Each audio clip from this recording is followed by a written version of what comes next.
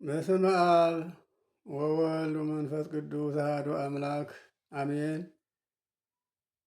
እግዚአብሔር የሚወዳችሁ የእግዚአብሔር ቤተሰቦች የእናታችን የቅድስት ድንግል ማርያም የአስራት የቃል ኪዳን ልጆች ሁላችሁም በያላችሁበት ሰላም ለእናንተ ይሁን። በዚህ በሥላሴ ሚዲያ የሚተላለፈው የእግዚአብሔር ቃል ሲሆን ይኸውም በመጀመሪያ አባቶቻችን ያጸኗት ሃይማኖተ አበው ተብሎ የሚጠራው መጽሐፍ 131 ምዕራፍ የያዘው 160 ሆኖ ወደ እናንተ ተልኳል። ከሱ በማስቀጠል ደግሞ መጽሐፍ ቅዱስ ከኦሪት ዘፍጥረት እስከ ኦሪት ዘዳግም እንደገና ደግሞ መጽሐፍ ቅዱሱ አንድምታ ትርጓሜ ከኦሪት ዘፍጥረት አሁን እስካለንበት ኦሪት ዘኍልቍ ድረስ ደርሷል። ይህንን እንድትከታተሉና ለሌሎችም ሰዎች በእናንተ በኩል ለምታውቋቸው ሁሉ ማስተላለፍ እንድትችሉ ለእግዚአብሔር ሰው እንድናሰርፍለት ጌታችን አምላካችን ሰው ሆኖ ተገልጦ ያስተማረው ትምህርት ከሱም በፊት ነቢያት የተነበዩት ትንቢት ከሱም በኋላ ሐዋርያት ዓለም ዙሪያ ያስተማሩት ትምህርት ይሄ ነው። በሥጋችንም በነፍሳችንም ሕይወት መድኃኒት የምናገኝበት በነፍሳችን መንግሥተ ሰማያትን በዚህ ዓለም ደግሞ ከመከራ ተጠብቀን የምንኖርበት ይሄ ነውና እንደው ለራሳችን ከማይጠቅም ነገር ላይ ዓይናችንን አተክለን መጥፎ ነገር ስናይ ከምንውል ይህንን የእግዚአብሔርን ቃል ብናድምጥ ለእኛ ሕይወት ነው። የቀደሙት አባቶቻችን እግዚአብሔር ቃሉን ሥጋ አልብሶ ላከላቸው። እነሱ ግን እሱን እንኳን ማመን ቢያቅታቸው ስራውን አይተው በስራው ማመን ሲገባቸው አላመኑበትም። ይልቁንም አስረው ገርፈው ሰቅለው ገደሉት። አሁንም ወደ እኛ እየመጣ ያለው ያ በኦሪት ዘመን ለሙሴ የተሰጠው ቃል በኋላ ዘመን ሥጋ ሆኖ የተገለጠው መስቀል ላይ የዋለው ክርስቶስ በሞቱ ሞትን ደምስሶ እኛን ወደ ቀደመ ክብራችን የመለሰን ያ ቃል ነው አሁን ወደ እኛ እየመጣ ያለውና የግዴታ ክርስቶስን ሥጋ ለብሶ አላየነውም ብለን እንዳንል ያ ሥጋ የለበሰው የሞተው የተሰቀለው ነው እየመጣ ያለውና አሁንም እንደ አባቶቻችን ገፋኢ ሳንሆን ይህን ቃል ብንቀበለው ለሰው ልጆችን ብናተርፈው ሐዋርያት ያለምንም ዋጋ ያስተማሩትን ትምህርት እኛም ደግሞ ለወገኖቻችን ብናስተላልፍ ሰብስክራይብ እያደረግን እንደው ድጋፍም ብናደርግ ሞራን ብንሰጥ መልካም ነው። ይህንን አሳስባቸዋለሁ። ሁለተኛው አብይ ጾም እንዳለቀ ከሆሳዕና ጀምሮ እስከ ትንሣኤ ድረስ የሚነበበው ግብረ ሕማም ፋሌክ ሚዲያ በሚባል ወደ እናንተ እየመጣ ነው። ይህም የሆነበት በዚህ በአንድ ሚዲያ ብቻ ይህንን የእግዚአብሔርን ቃል ወደ እናንተ ለማስተላለፍ ጊዜ ስለሚፈጅ ትንሽ እንደው ጊዜ የቀነስኩ መስሎኝ ፋሌክ በተባለው ሚዲያም ግብረ ሕማም እየተላለፈ ነው።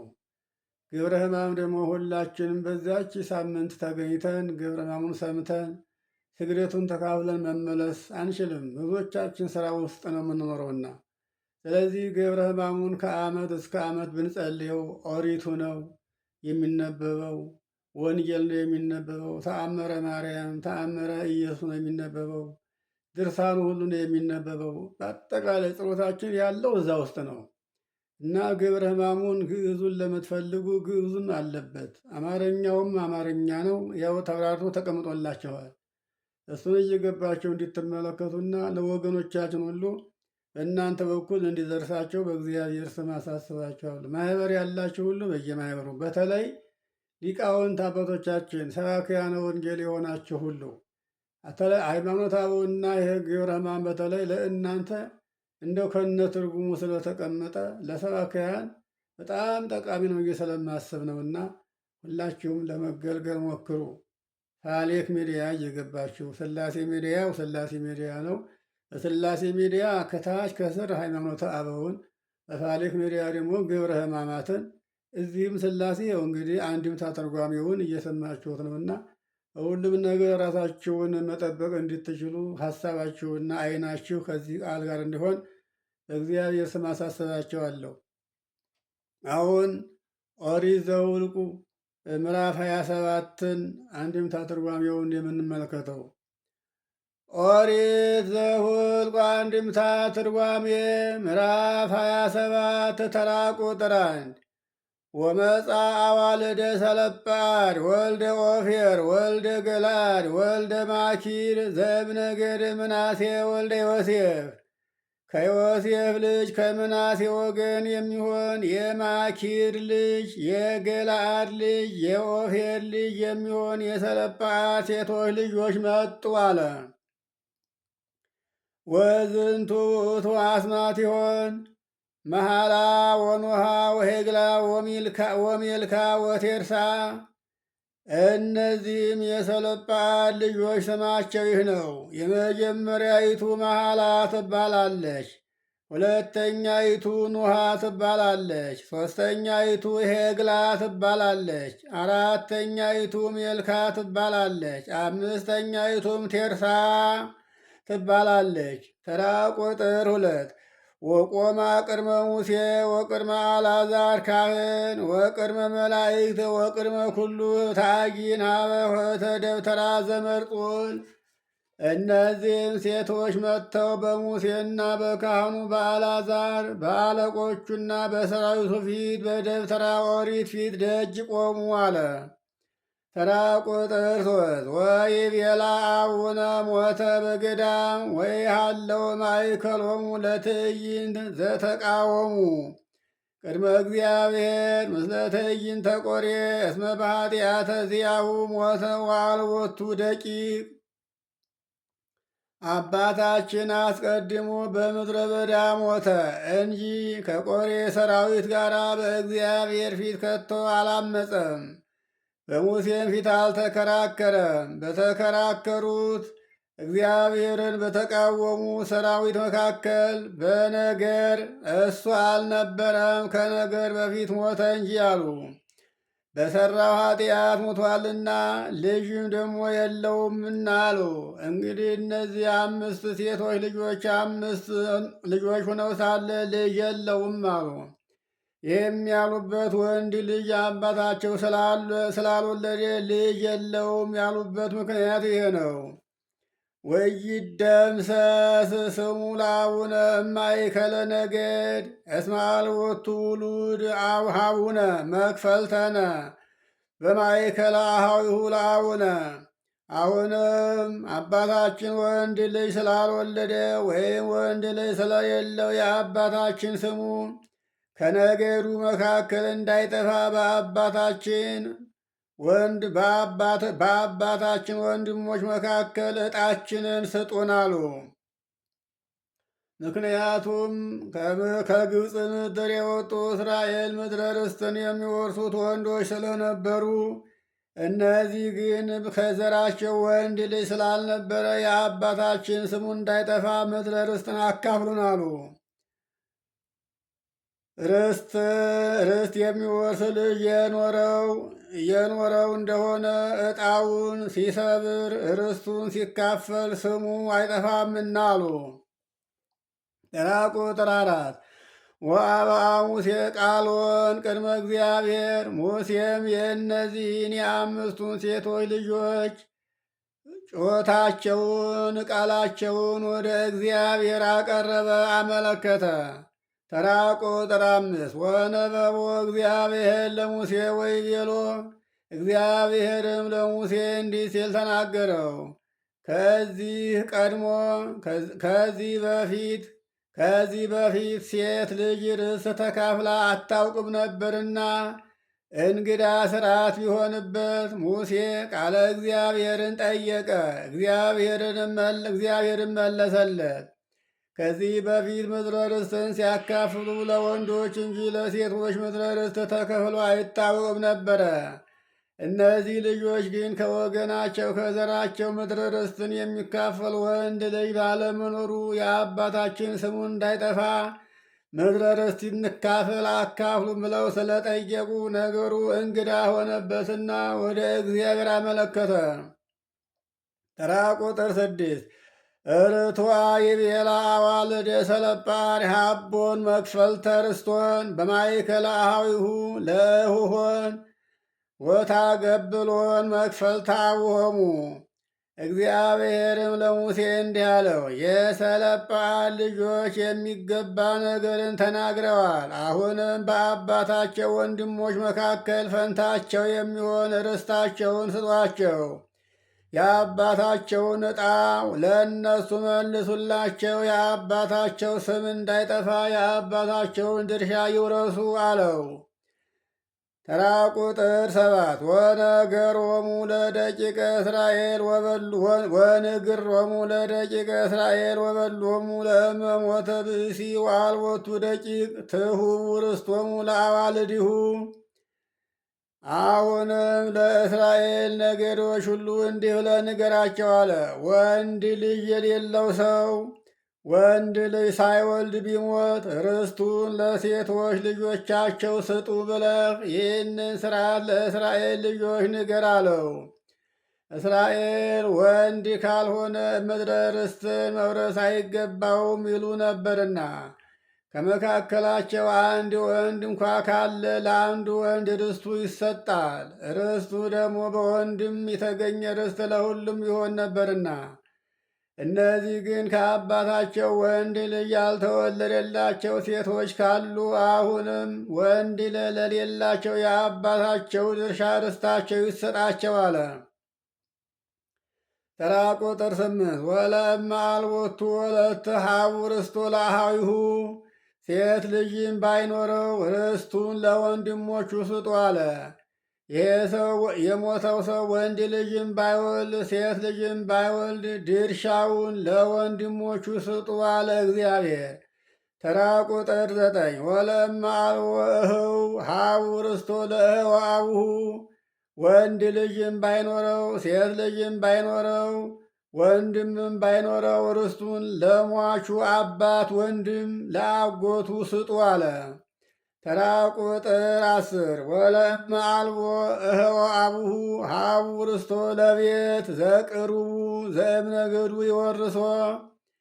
የአባቱ ወንድም አጎትም ባይኖረው ርስቱን ለቅርብ ዘመዱ ስጡ፣ ከነገዱ የተወለደ ሰው ይውረሰው አለ። ተራ ቁጥር 11 ወይኩን ዝንቱ ፍትሕ ወኩነኔ ለደቂቀ እስራኤል በከመ አዘዞ እግዚአብሔር ለሙሴ። እግዚአብሔር ሙሴን እንዳዘዘው ለእስራኤል ልጆች ይህ የቅጣት ፍርድ እንዲሆን ታዘዘ። ተራ ቁጥር 12 ወይቤሎ እግዚአብሔር ለሙሴ ዕርግ ውስተ ደብረ ናባው ወረአያ ለምድረ ከነዓን ዘአነ እሁቦሙ ለደቂቀ እስራኤል ይኰንንዋ። እግዚአብሔርም ሙሴን እንዲህ አለው፣ ወደ ናባው ተራራ ውጣ ወጥተህ እስራኤል ይወርሷ ዘንድ ለእስራኤል ልጆች የምሰጣቸውን ምድረ ከነዓንን በዓይንህ ተመልከት አለው። ይህም ሙሴ እግዚአብሔርን በአንድ ነገር አሳዝኖት ነበርና ስላስቆጣኝ ምድረ ርስትን አትወርስም፣ ግን በዓይንህ አሻግሬ ያሳይሃለሁ ብሎት ነበርና ወደ ናባው ተራራ አውጥቶ ያቺ በዓይንህ የምታያትን አገር ለወገኖች አወርሳለሁ ያልኳት ያች ናት። አንተ ግን እኔ በሠራሁት ሥራ እኔ እንዳልመሰገን እስራኤል እንዳያመሰግኑኝ አድርገኸኛልና በዚያ ምክንያት ያችን ምድር በእግርህ አትረግጣትም፣ ግን ስላገለገልከኝ በዓይንህ እንዲታያት አድርጌሃለሁ አለው። ተራ ቁጥር 13 ወተወሰከ ሀበ ሕዝብከ አንተይ በከመ ተወሰከ አሮን እኹከ በደብረ ሆር። ወንድምህ አሮን በደብረ ሆር በሆር ተራራ በሞት ወደ መቃብር እንደወረደ አንተም ደግሞ በሞት ወደ ወገኖች ተጨመር አለው። ተራ ቁጥር 14 እስመ ታወርክሙ ቃሌ በገዳም ዘጺን አመ ተዋሳይክዎሙ ለትዕይንት። ሰራዊቱን በተከራከራችኋቸው ጊዜ በጺን ምድረ በዳ ቃሌን ቸል ብላችኋልና አለ። ወቀድሶሂ ቀደስክሙኒ በበይነ ማይ በቅድሜሆሙ ዘውቱ ማይ ቅስት ዘበቃዴስ በገዳም ዘጺን። ይኸውም ጠብና ክርክር የተደረገበት ውሃ ነው። ዞጲ ባለበት በቃዴስ ምድረ በዳ በፊታቸው ስላለው ውሃ ማመስገንን አላመሰገናችሁኝምና ወደ ወገኖች በሞት ተሰብሰብ አለው። ተራ ቁጥር 15 ወይቤሎሙ ሙሴ ለእግዚአብሔር ለይርአይ እግዚአብሔር አምላካ ለኩላ ዘሥጋ ለኩላ ዘነፍስ። ሙሴም እግዚአብሔርን የሥጋዊና የደማዊ ሁሉ ፈጣሪ ገዥ እግዚአብሔር ይህን ይመርምረው አለ። ተራ ቁጥር 16 ብእሲ ለዛቲ ትዕይንት ዘይወፅእ ወይበቡ ወዘያወፅኦሙ ወያበብኦሙ በቅድመ ገጾሙ። ለዚች ሰራዊት የሚወጣ የሚገባ በፊት የመሪ በኋላ ተከታይ የሆነ የሚያወጣቸው የሚያስገባቸው ሰውን ይምረጥ አለ። አሁንም ሙሴ እኔን በሞት የምትሰበስበኝ ከሆነ እንግዲህ እስራኤልን የሚመራ ሰው አንተ ምረጥ አለ። ወይትኩን ትዕይንቱ ለእግዚአብሔር ከመ አባግዕ ወዘአልቦ ኖላዊ። ይህችም የእግዚአብሔር ሰራዊት እረኛ እንደሌለው በግ እንዳትሆን የሚያወጣ የሚያስገባ የሚያሰማራ ሰውን እግዚአብሔር ይምረጥ አለ። ተራ ቁጥር 17 ወነበቦ እግዚአብሔር ለሙሴ ወይቤሎ። እግዚአብሔርም ለሙሴ እንዲህ ብሎ ተናገረው። ተራ ቁጥር 18 ንስኦ ሀቤከ ለሆሴ ወልደ ነዌ ብእሲ ዘሃለው ላዕሌሁ መንፈስ ቅዱስ ወደ እዴከ ላዕሌሁ። መንፈስ ቅዱስ ያደረበት ሆሴን መርጠህ እጅህን በላዩ ላይ ጫነበት አለው። ተራ ቁጥር 19 ወአቅሞ ቅድመ አልዓዛር ካህነ ወእዝዞ በቅድመ ኩሉ ህታይን ወእዝዝ ወአዝዝ በእንቲአሁ ቅድሜሆሙ። በካህኑ በአልዓዛር ፊት አቁመው በሰራዊቱ መካከልም ሹመው። እስራኤልም እንዲታዘዙለት እዘዛቸው ንገራቸው አለ። ተራ ቁጥር 20 ወታገብ ክብረከ ላዕሌሁ ከመ ይታዘዙ ሎቱ ደቂቀ እስራኤል። የእስራኤል ልጆች እንዳንተ ይታዘዙለት ዘንድ ክብርህን ሹመትህን በላዩ ላይ ያሳድርበት ስልጣንን ስጠው አለው። ተራ ቁጥር 21 ወይቁም ቅድመ አልዓዛር ካህን ወይሳልዎ ፍታ ዘይት ናገር ቅድመ እግዚአብሔር። በካህኑ በአልዓዛር ፊት ቁመው በእግዚአብሔር ፈቃድ የሚናገረውን ፍርድ ይጠይቁት አለ። ተራ ቁጥር 22 ወበቃለ ዚአሁ ይባኡ በቃለ ዚአሁ ይጻኡ ውእቱ ወደቂቀ እስራኤል ውረው ወኩሉ ታጊን። ኢያሱና የእስራኤል ልጆች ሰራዊትም ሁሉ በአልዓዛር ቃል ይግቡ ይውጡ አለው። ተራ ቁጥር 23 ወገብረ ሙሴ በከመ አዘዞ እግዚአብሔር። ሙሴም እግዚአብሔር እንዳዘዘው እንዲሁ አደረገ። ወነሶ ለኢያሱ ወአቀሞ ቅድመ አልዓዛር ካህን ወቅድመ ኩሉ ታይን። ኢያሱንም ወስዶ በካህኑ በአልዓዛር ፊትና በሰራዊቱ ሁሉ ፊት አቆመው። ወወደ እዴሁ ላዕሌሁ ወሴሞ በከመ አዘዞ እግዚአብሔር። እግዚአብሔር እንዳዘዘው በኢያሱ ላይ ሙሴ እጁን ጭኖ በሾመው፣ ኢያሱን አከበረው። በዚያን ጊዜ በሙሴ አድሮ የነበረ መንፈስ ቅዱስን በኢያሱ ላይ አደረበት። ሙሴም ከዛም በኋላ በሞዓብ ተራራ እንዲሁ አረፈ። ከዚያን በኋላ በሙሴ ያደረ መንፈስ ቅዱስ በኢያሱ ላይ አድሮ እስራኤልን ምድረ ርስትን እንዲወርሱ አደረጋቸው። ኦሪት ዘኍልቍ ምዕራፍ 27 እዚህ ላይ ተፈጸመ። ይቆየን።